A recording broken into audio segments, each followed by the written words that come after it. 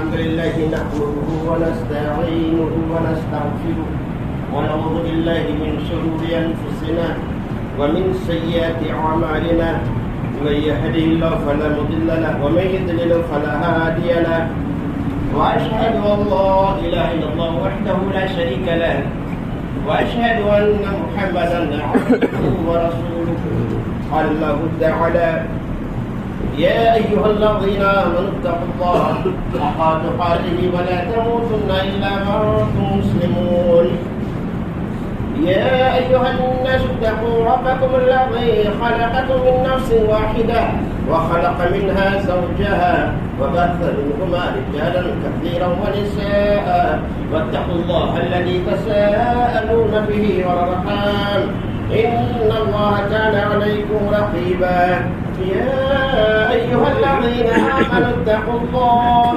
وقولوا قولا سديدا يصلح لكم أعمالكم ويغفر لكم ذنوبكم ومن يطع الله ورسوله فقد فاز فوزا عظيما أما بعد فإن أصدق الحديث كتاب الله وأحسن الهدي هدي محمد صلى الله عليه وسلم وشر الأمور محدثاتها وكل محدثة بدعة وكل بدعة ضلالة وكل ضلالة في النار.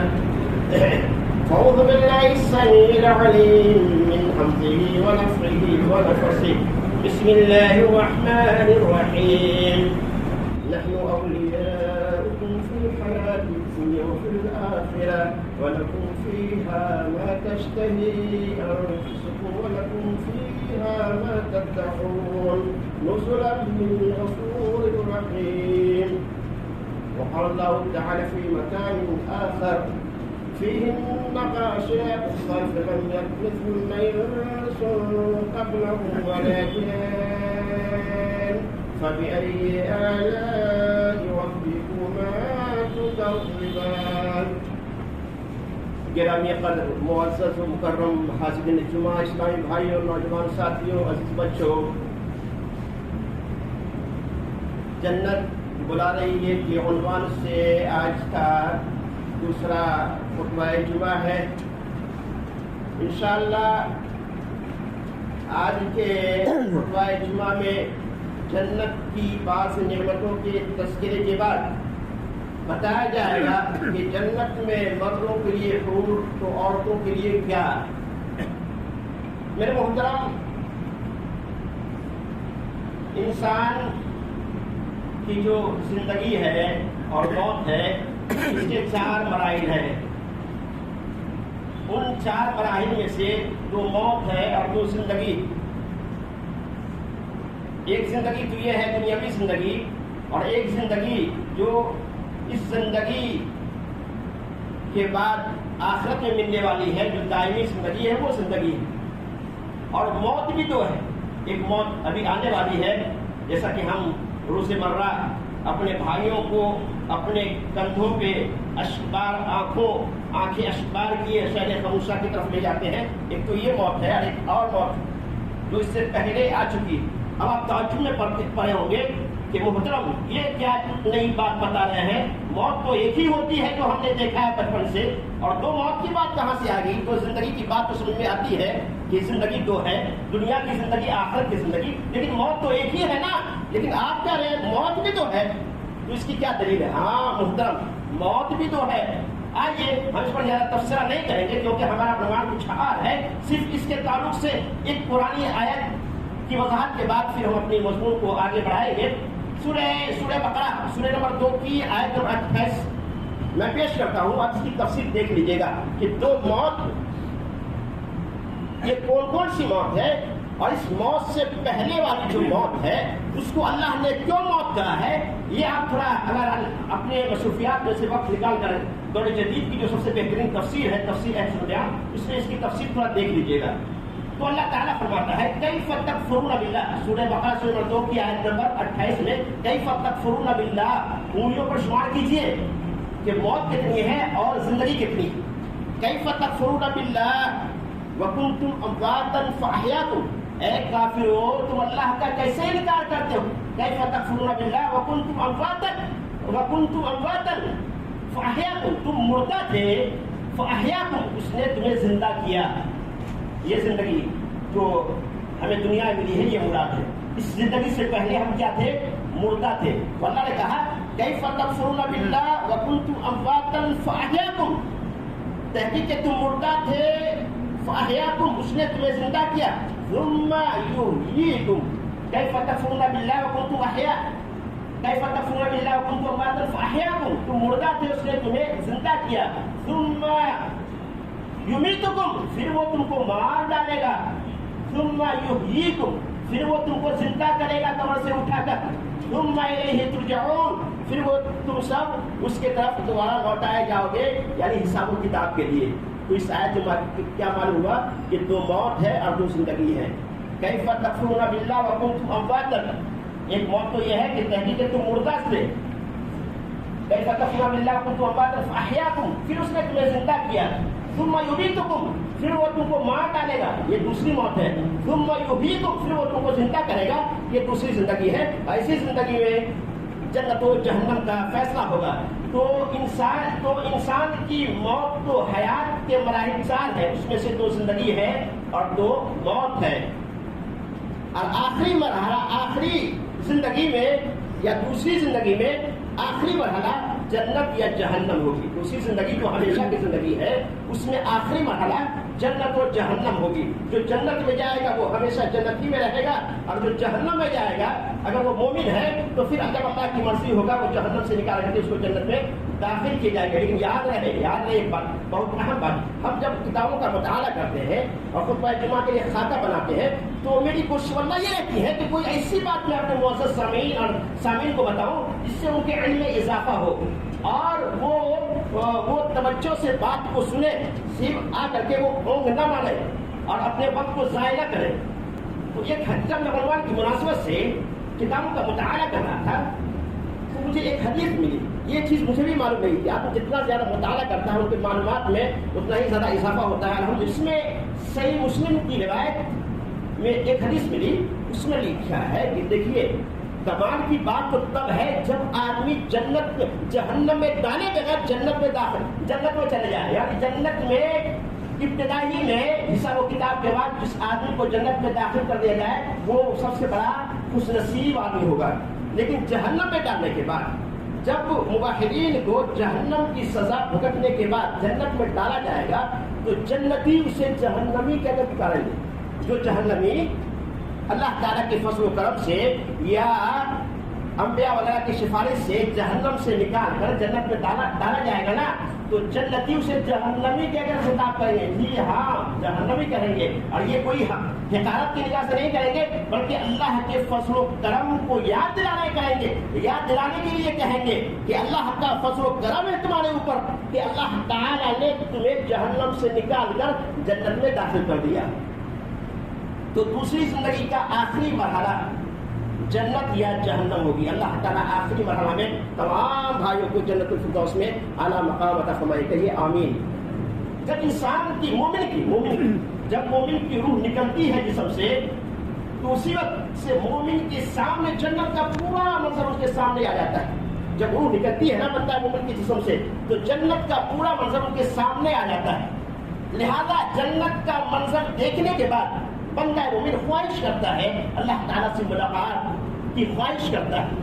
इसीलिए हम जब जनाजे को उठाते हैं तो हदीस में आता है वो बंदा मोमिन कहता है मुझे जल्दी ले चलो, मुझे जल्दी ले चलो. लेकिन जब वो गैर मोमिन है तो वो कहता है हाय हलाकत तो बर्बादी, तुम इसे कहाँ लेकर के जा रहे हो. तो जन्नत का मंजर उसके सामने आ जाता है और वो चाहता है मैं कब अल्लाह ताला से मुलाकात करूँ. लिहाजा हदीस में है कि जब बंदा मोमिन की मौत का वक्त करीब आता है तो आसमान से मुनव्वर रोशन चेहरे वाले फरिश्ते सफेद और कीमती रेशमी खुशबूदार कफन लेकर बंदा मोमिन के पास आते हैं. हाँ, जन्नत से कफन लेकर के आते हैं और बंदा मोमिन के पास उनके सर के पास बैठ जाते हैं और कहते हैं अस्सलामु अलैकुम. हम आप उस पर बैठे रहते हैं, जो आदमी मरने के करीब रहते हैं उसके बाद लोग बैठे रहते हैं, लेकिन हम आप नहीं सुनते हैं. लेकिन हदीस में है वो बंदा मोमिन सुनता है और वो उनसे कहा जाता है, सलाम करते हैं, कहते हैं अस्सलामु अलैकुम. پھر سلام کے بعد ان کے جسم سے روح نکالنے سے پہلے انہیں جنت کی خوشخبری دیتے ہیں. کیا کہتے ہیں؟ آئیے سنتے ہیں اس سلسلے میں اللہ کا فرمان. سورہ فجر کی آیت آخری آیت میں اللہ نے فرمایا یا ایتھا النفس المطمئنہ ارجعی الی ربک راضیۃ مرضیہ فادخلی فی عبادی وادخلی جنتی. اللہ اکبر. اللہ تعالیٰ تمام بھائیوں کو مومن بنائے. مومن بنیے. انشاءاللہ ہو سکتا ہے دنیا میں کچھ پریشانیاں مشکلات کا سامنا کرنا پڑے. اگر آپ مومن بنتے ہیں یا جنت میں لے جانے والے اعمال تکالیف کو برداشت کرتے ہیں تو ہو سکتا ہے دنیا میں مصائب و آلام کا سامنا کرنے کی وجہ سے آپ کو کچھ پریشانی کا سامنا کرنا پڑے. لیکن اس کے بعد والی جو دائمی زندگی ہے وہ زندگی خوشگوار گزری ہے انشاءاللہ.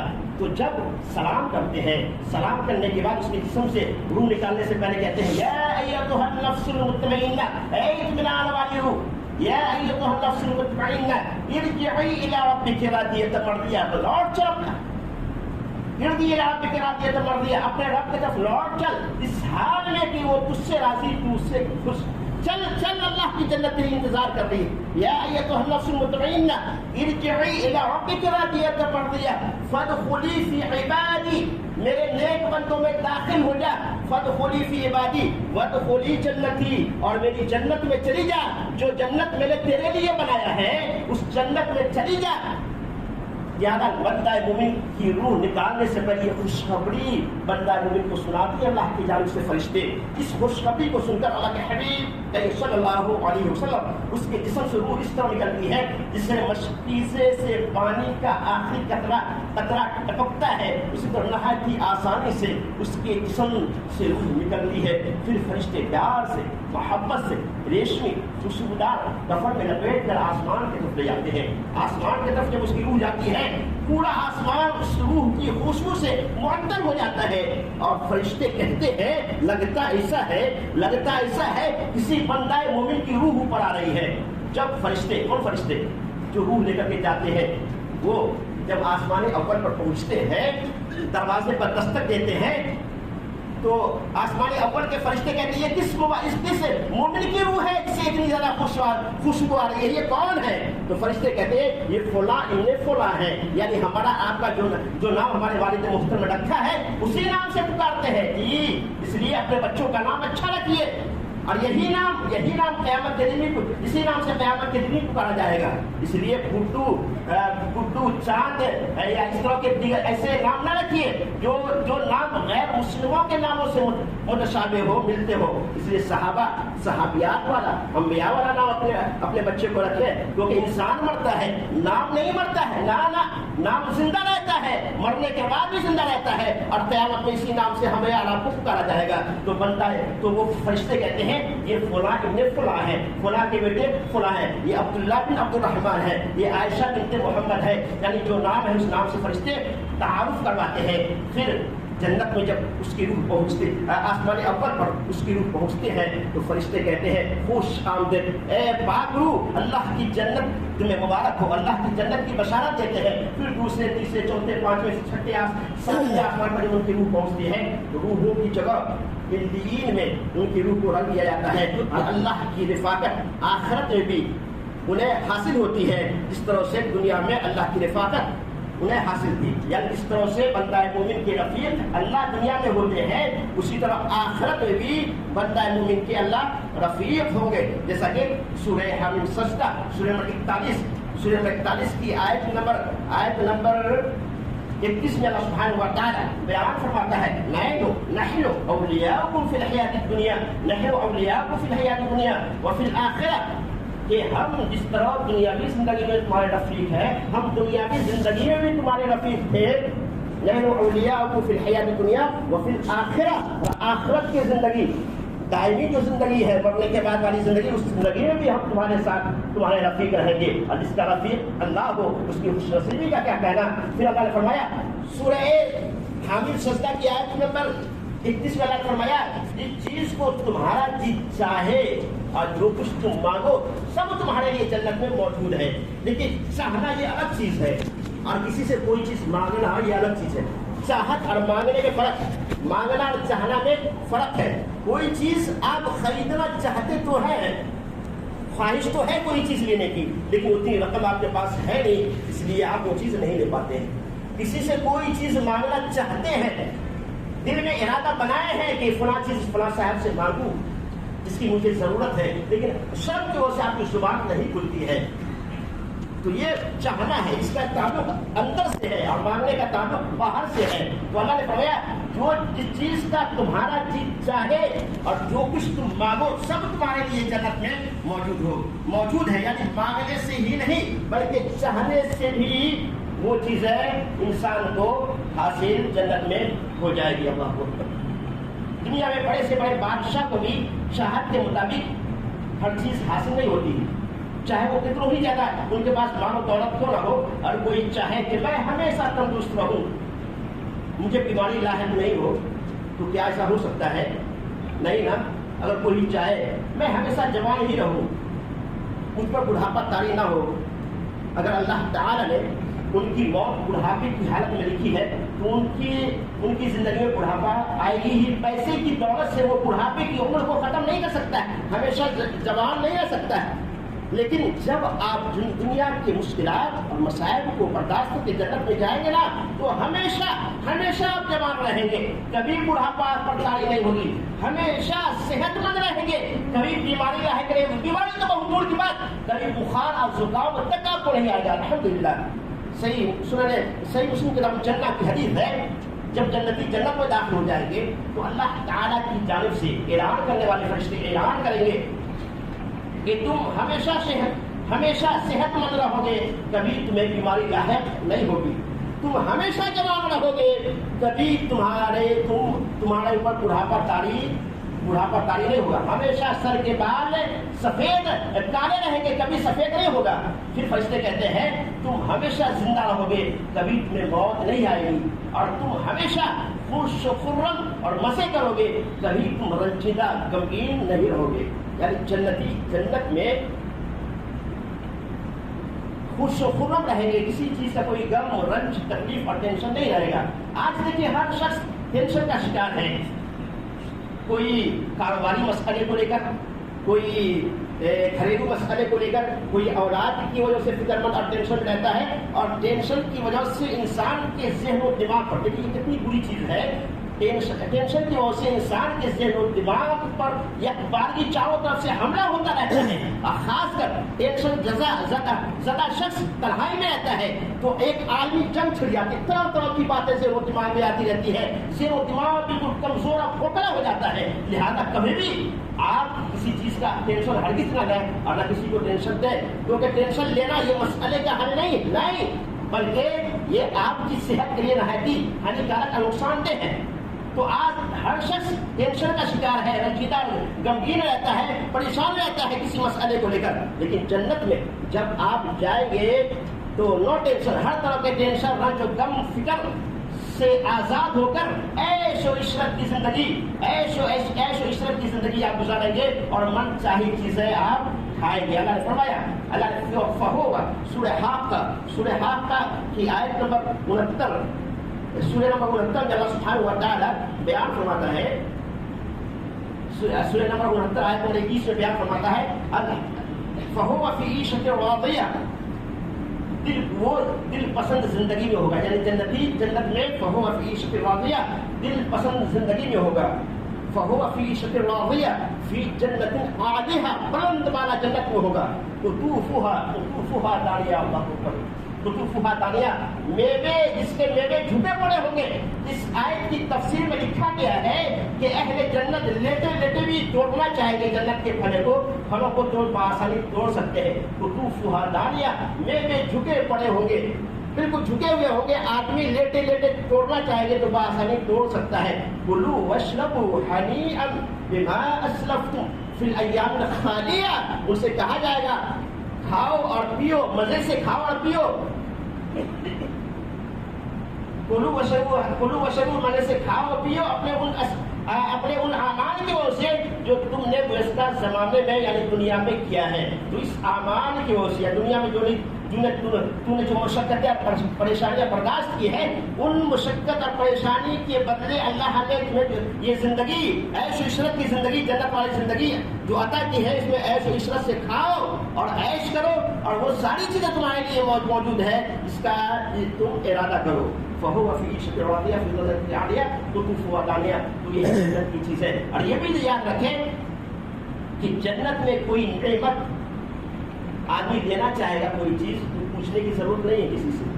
آدمی جب چاہے گا، جتنا چاہے گا، بغیر پوچھے آدمی لے سکتا ہے اور اس کو استعمال کر سکتا ہے. اب کھانے پینے کے بعد انسان کی ضرورت جنسی تسکین کی بھی رہتی ہے. کھانے پینے کے بعد انسان کی ضرورت جنسی تسکین کی رہتی ہے. جنسی تسکین کے لیے اللہ تعالیٰ نے حور عین کی تخلیق کی ہے. ہمارے آپ کے لیے اللہ تعالیٰ نے حور عین کی تخلیق کی ہے، جو اس قدر باغیرت اور اپنے شوہر کی وفادار ہوگی کہ اس کے علاوہ، شوہر کے علاوہ کسی پر اس کی نگاہ نہیں پڑی ہوگی. نگاہ پڑنا تو بہت دور کی بات، کسی نے اس کو چھوا تک نہیں ہوگا، یعنی وہ کسی کی نگاہ ہمیں نہیں آئی ہوگی. سورہ رحمان کی آیت میں اللہ سبحانہ و تعالیٰ بیان فرماتا ہے فِيهِنَّ قَاصِرَاتُ الطَّرْفِ لَمْ يَطْمِثْهُنَّ إِنسٌ قَبْلَهُمْ وَلَا جَانٌ. کہ وہاں یعنی جنت میں نیچی نگاہ والی شرمیلی حوریں ہیں جنہیں ان سے پہلے کسی جن و انس نے ہاتھ نہیں لگایا ہوگا. یعنی جس جنتی کے حصے میں جنت کی حور دی جائے گی، جس جنت کی حور جس کی بیوی ہوگی، اس کے علاوہ کسی نے اس کو ہاتھ تک نہیں لگایا ہوگا، چھوا تک نہیں ہوگا. اسی طرح اس کے بعد اللہ نے فرمایا فَبِأَيِّ آلَاءِ رَبِّكُمَا تُكَذِّبَانِ. اے جن و انس، تم اللہ کی کس کس نعمت کو جھٹلاؤ گے؟ یعنی اللہ کی نعمتیں بے شمار ہے، ان میں سے کس کس نعمت کو تم جھٹلاؤ گے. دیکھیے ان دو آیات، اس کے علاوہ جو دیگر آیات ہے، پتہ چلتا ہے کہ اس طرح سے بندہ مومن، ہم آپ انسان نیک مومن جنت میں داخل ہوں گے، اسی طرح نیک جن بھی جنت میں داخل ہوں گے، جیسا کہ اس آیت میں اللہ نے فرمایا ہے اور اس کے علاوہ دیگر آیات میں فرمایا ہے. تو اس آیت سے معلوم ہوا کہ جو مومن جن ہے وہ بھی جنت میں داخل ہوں گے، جس طرح سے مومن انسان جنت میں داخل ہوں گے، اور جو کچھ مومن اہل ایمان کے لیے جنت میں ہے، اسی طرح مومن جنوں کے لیے بھی اللہ تعالیٰ نے جنت میں تیار کی ہے. جس طرح سے انسان میں اچھے اور برے لوگ ہوتے ہیں نا، اسی طرح جنہیں بھی اچھے برے لوگ ہوتے ہیں. کچھ شرارتی ہوتے ہیں جو انسانوں کو پریشان کرتے ہیں، لیکن بہت سارے جن ایسے ہوتے ہیں جو اچھے ہوتے ہیں، نیک ہوتے ہیں. ابھی چند ماہ پہلے کی بات ہے، شیخ عبدالغفار صاحب سلفی آئے تھے اپنے یہاں بیان کی. اسی رات کی بات ہے کہ مولوی صاحب صاف صفائی کرتے کرتے تاخیر ہو گئی، تو اسی وہاں کاجو بادام بسکٹ وغیرہ رکھی ہوئی تھی، تو انہوں نے چاہا کہ رات زیادہ ہو گئی ہے، چلو فجر سے پہلے جب آئے گے تو صفائی کر لیں گے. وہاں پہ بہت زیادہ کئی کچرے لگے ہوئے تھے، تو انہوں نے مجھ سے بتایا کہ جب یہ فجر کے بعد گئے، وہ جگہ جہاں گندگی تھی، بادام وغیرہ گرا ہوا تھا، وہاں گئے تو بالکل صاف صفا وہ جگہ نظر آئی. تو اب بتائیے، تصور میں لائیے کہ رات میں وہ تالا مار کے گئے، پھر سب سے پہلے یہ چابی لے کر کے آئے، دربار مسجد کے اندر داخل ہوئے، دیکھو صاف صفائی، مسجد کی صاف صفائی ہو چکی ہے، اس دربار درمیان میں کون آ چکے. تو ہاں اسی طرح جن بھی ہوتے ہیں اللہ کی مخلوق جو اللہ کی عبادت و بندگی کرتے ہیں، اللہ کے گھر کی صاف صفائی کرتے ہیں. تو جو جن مومن ہے، نیک ہے، جس طرح سے ہم اور آپ جنت میں جائیں گے، اسی طرح مومن جن بھی جنت میں جائیں گے، اور ان کے لیے وہی جو چیز ہمارے لیے جنت میں ہے وہ ان کے لیے بھی ہے. اس لیے اللہ نے فرمایا فیہن قاصرات الطرف لم یطمثهن انس قبلهم ولا جان، جسے اس سے پہلے کوئی جن اور انس نے ہاتھ تک نہیں لگایا ہوگا، کیونکہ جن کا بھی تذکرہ ہے. فبأي آلاء ربكما تكذبان، تثنیہ کا صیغہ ہے، یعنی اے جنوں اور انسانوں. جن انسان کو اللہ نے اس آیت میں مخاطب کیا ہے، اے جن اور انسانوں، تم اللہ تعالیٰ کی کن کن نعمتوں کی تکذیب کرو گے. وما خلقت الجن والانس الا ليعبدون، جن اور انسان کو اللہ تعالیٰ نے اپنی عبادت و بندگی کے لیے پیدا کیا. خیر وقت بہت تیزی سے آگے بڑھ رہا ہے، ایک اہم سوال کا جواب بھی دینا ہے. تو ہر جنتی کو اللہ تعالیٰ حوروں میں سے 2 بیویاں عطا کرے گا جو اس قدر حسین و جمیل ہوگی، اللہ اوپر، جن کی پنڈلی घुटना, ये है घुटना, ये है टखना। घुटना टखना के दरमियानी हिस्सा को पिंडली कहा जाता है, जिनके पिंडली का गूदा, गोश्त, हड्डी बाहर से नजर आ रही होगी। ये सब बातें इसलिए खोल के बताई जा रही है अल्लाह के बंदो, ताकि आप जन्नत में ले जाने वाले अमाल करो, अपने अंदर शौक और जज्बा पैदा करो कि इंशाअल्लाह जितनी बड़ी कुर्बानी या परेशानी आए सारी परेशानी को हम झेलेंगे, लेकिन जन्नत को हाथ से जाने नहीं देंगे। इसलिए ये सारी बातें चीख कर बयान की जा रही है, ताकि आपके अंदर इंतलाफ पैदा हो, तहरीक पैदा हो, और दुनिया के लहू से बचकर अपने रब अल्लाह सुब्हानहू व तआला को अपने अमल से राजी कर ले। इस यही नहीं, बल्कि जो दुनियावी औरतें जन्नत में जाएगी, जो दुनियावी औरतें जन्नत में जाएगी, वो भी जन्नती को, हम और आपको, जन्नती मर्दों को हूरों के अलावा बीवियों के तौर पे मिलेंगे। उनमें जो भी बूढ़ी, काली, बदशक्ल जिस तरह की भी होगी, सबको अल्लाह ताला जवान से नवाज देगा। कोई काली औरत या बूढ़ी औरत बूढ़ी नहीं रहेगी, सब बाकरा की हैसियत से होगी, कोई तैयबा नहीं होगी। बाकरा तैयबा क्या किसे कहा जाता है, इंशाअल्लाह इशा के बाद दर्स होता है, उसको बताएंगे, तो बात आगे चली जाएगी। तो सारी औरतें हसन जमील होगी, और सारी जन्नती औरतों की उम्र 33 साल की होगी, और मर्द की उम्र भी 33 या 30 साल की होगी। और कोई किसी मर्द के चेहरे पर दाढ़ी नहीं रहेगी, ना मोच रहेगी, यानी बेरेश होकर हमारा जन्नत में दाखिल होगी। इसलिए दुनिया में मेरे भाइयों तारी रखो, जन्नत में जब आप जाओगे तो आप बिल्कुल आपका चेहरा साफ शफाफ होगा, सिर्फ आपके सर पे बाल रहेंगे, बिल्कुल काले बाल आपके सर पे रहेंगे, सर के अलावा जिस्म के किसी हिस्से में बाल नहीं रहेगा। बात लोग सवाल करते हैं कि जन्नत में जन्नती मर्दों के लिए जन्नत की हूरें और दुनियावी औरतें होगी, बतौर बीवियाँ जो खाविन से बेइंतहा मोहब्बत करने वाली होगी, हसन जमील होगी, लेकिन ये सब मर्दों के लिए है। जन्नत में जन्नती औरत जब दाखिल होगी तो उसको भी कुछ चाहिए ना, जब मर्द को हूर भी मिलेंगे, फिर जन्नत की औरतें बीवी की हैसियत से मिलेगी, जिनसे वो अपने ख्वाहिश की तस्कीन करेंगे। लेकिन जब जन्नत में जन्नती औरतें दाखिल होगी तो उनको कितने मर्द मिलेंगे और वो मर्द कैसे होंगे?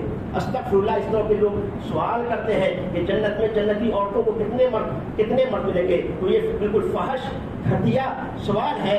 इसका जवाब यह है कि एक मर्द के लिए बहुत सारी बीवियां होना ये अल्लाह ताला की नेमत है। एक मर्द के लिए बहुत सारी बीवियां होना ये अल्लाह ताला की नेमत है, लेकिन एक औरत के लिए बहुत सारे शौहर होना ये अल्लाह ताला की नेमत नहीं है। बल्कि दुनिया ही में आप देख लीजिए, किसी मर्द के पास एक से ज्यादा बीवियां हो।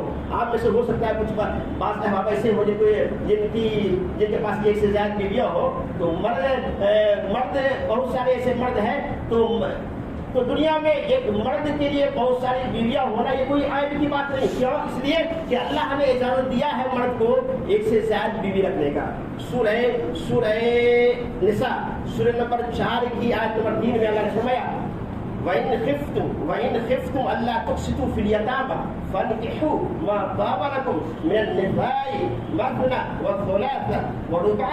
अगर यतीम लड़कियों से निकाह करने के बाद तुम बराबरी ना करने का तुम्हें खौफ हो, बराबरी ना कर सकने का खौफ हो, तो उनसे निकाह ना करो।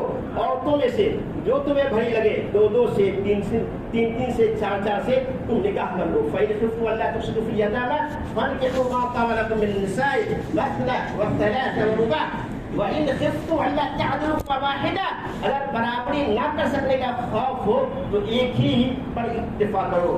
देखिए, एक से ज्यादा शादी वही करता है जो नारो नफका की ताकत रखता है। 2 शर्त अल्लाह ने बयान किया है। और कोई आदमी एक से ज्यादा बीवी रखना चाहता है तो 2 चीजें हैं। नंबर 1 नारो नफका, और नंबर 2 है अदल और इंसाफ। तो एक से ज्यादा कोई शादी करता है तो वो नारो नफका की ताकत तो रखता है, तभी तो शादी करता है, नहीं तो वो औरत जूते से उसको मारेगी। नारो नफका की ताकत तो रखता है, लेकिन अदल इंसाफ की ताकत आदमी नहीं रखता। बहुत सारे ऐसे मर्द हैं जिनके पास एक से ज्यादा बीवियां हैं, लेकिन जो पहली वाली बीवी है उसके ऊपर उनकी तवज्जो कम रहती है, और जो बाद वाली बीवी है जिनकी उम्र कम है, जो छोटी है, उनके ऊपर उनकी तवज्जो ज्यादा रहती है, उन पर या उनके बच्चों पर तवज्जो ज्यादा रहती है। तो ये है अदल इंसाफ ना करने के, ये उस बीवी के साथ अदल इंसाफ ना करना है। लिहाजा कोई आदमी बीवी के साथ अदल इंसाफ नहीं करता है, एक से ज्यादा बीवियां हैं लेकिन उनके दरमियान अदल इंसाफ नहीं करता है, तो इसके वजह से वो गुनाहगार होगा। तो अल्लाह ताला ने इस शर्त के साथ मर्दों को एक से ज्यादा बीवियां रखने की इजाजत दिया है कि वो अदल इंसाफ के तकाजे को मलहूस रखकर नारो नफका की ताकत रखते हो, लेकिन औरत के लिए एक से ज्यादा शौहर रखने की अल्लाह ताला ने इजाजत नहीं दिया है, दुनिया में भी नहीं दिया है। लिहाजा ऐसी औरत जिनके पास एक से ज्यादा बीवियां हो तो एक से ज्यादा शौहर हो, ऐसी औरत जिसके पास एक से ज्यादा शौहर हो, ऐसी औरत को बदकार और फाहिशा औरत कहा जाता है। तो जब दुनिया में कोई औरत एक से ज्यादा शौहर नहीं रख सकती है, किसी औरत को अल्लाह ताला ने दुनिया में जब एक से ज्यादा शौहर रखने की इजाजत नहीं दिया है, तो आखिरत में इसकी जन्नत में इसकी इजाजत कैसे होगी। लिहाजा जन्नत में भी एक औरत का एक ही शौहर होगा। और इसका मुख्तसर जवाब अहले इल्म ने यह दिया है कि जन्नती औरत एक ही शौहर पर इस तरह इत्तिफाक करेगी कि वो दूसरे शौहर की ख्वाहिश का इजहार अल्लाह ताला से नहीं करेगी। तो मालूम ये हुआ कि इस तरह के सवाल करना कि जन्नत में जन्नती मर्द को हुए और दुनियावी औरतें मिलेंगे, एक मर्द को कितने, एक औरत को कितने शौहर मिलेंगे, वो कैसे होंगे, ये फाहिश और घटिया सवाल है। इस तरह के सवाल करना गोया जन्नती औरतों को फाहिशा किरदार औरतों से तस्वीर देना है। इस तरह के इसलिए इस तरह के सवाल जवाब हमें नहीं करना चाहिए। इस तरह के तसव्वुरात और ख्यालात हमारे ज़हन और दिमाग में नहीं आनी चाहिए। अल्लाह सुब्हानहू व तआला से दुआ है अल्लाह सुब्हानहू व तआला हमारे को समझ की तौफीक अता फरमाए, जन्नत में ले जाने वाले अमाल करने की तौफीक अता बख्शे, हर बुरे अमाल से अल्लाह सुब्हानहू व तआला तमाम मुसलमानों को दूर रखे जो अमाल जहन्नम में ले जाने वाले हैं। अल्लाह सुब्हानहू व तआला तमाम मुसलमानों को जन्नतुल फिरदौस में आला मकाम अता फरमाए, जिनके वालिद गुज़र चुके हैं अल्लाह सुब्हानहू व तआला उन्हें जन्नतुल फिरदौस में आला मकाम अता फरमाए, उन्हें कब्र जन्नत नसीब फरमाए, उनका नबी के सवाल